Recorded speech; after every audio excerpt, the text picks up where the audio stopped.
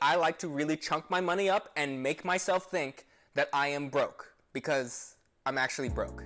So today we're gonna try and figure out how you can afford literally anything, because let's be real, I like to buy stuff, you like to buy stuff, she likes to get new stuff, and money is just some fake piece of fabric that you use to trade for things like this, or maybe some guy like this, or her.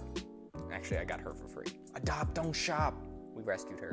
Alrighty. So, you know, that moment when you're like, hey, I want to go ahead and buy some nice pineapple cakes.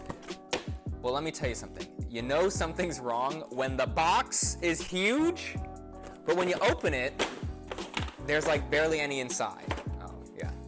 Right? This stuff, okay, it looks so pretty, it looks great, and you're like ready to eat it, and you open it up, it starts crumbling everywhere. Now, I don't know about you, but I love Taiwanese pineapple cakes, and this one, it literally starts to break apart if I'm not careful, which tells me there's something wrong with it. Well, one of my friends, she's Taiwanese, she went to, when we were in college, she went to Taiwan, she brought back this small box. It was just like this big, a third of this thing, right here. And the box looked nice, but it wasn't like super fancy like this one. It wasn't huge. And the wrapping for that pineapple cake was not as great as this.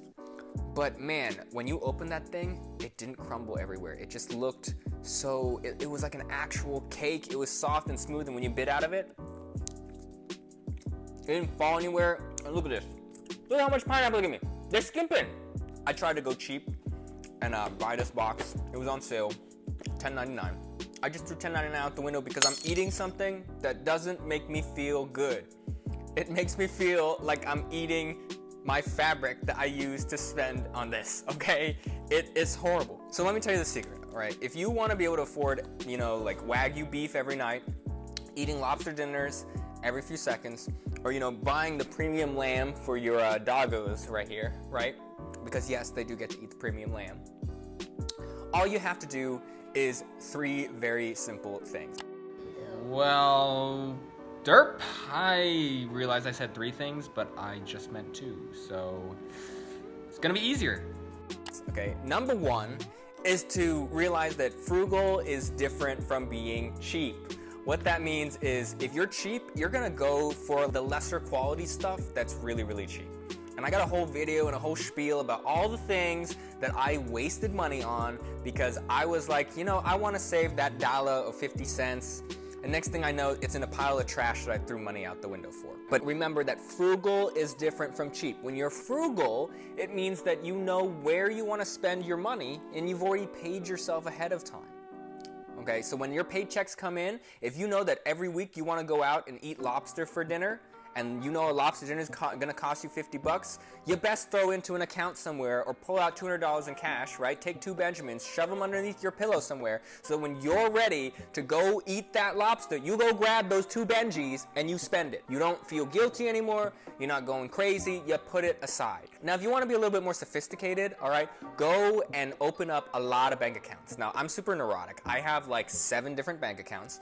The reason is because I like to really chunk my money up and make myself think that I am broke because I'm actually broke. But I will literally throw some like set amount of cash into each of these accounts for everything that I want to do. So forget about tracking that paper budget, creating some crazy looking spreadsheet. What you gotta do, all right, is just make your life simple.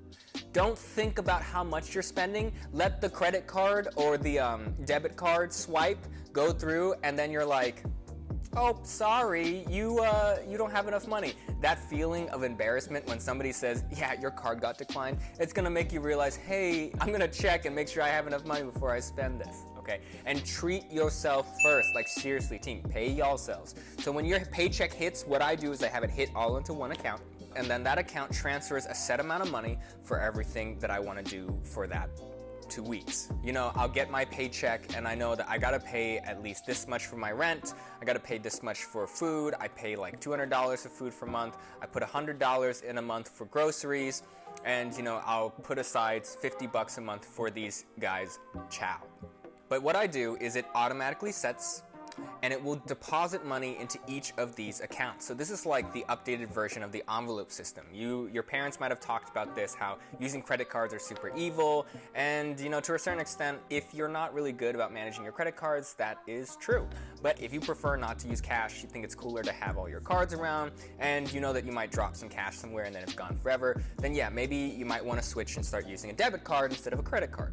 So with all of your different accounts, basically what you do is you have it auto transfer into the account, and then you don't think about it. And when you want to go and spend it, you just got to know, okay, which card is for what expenses.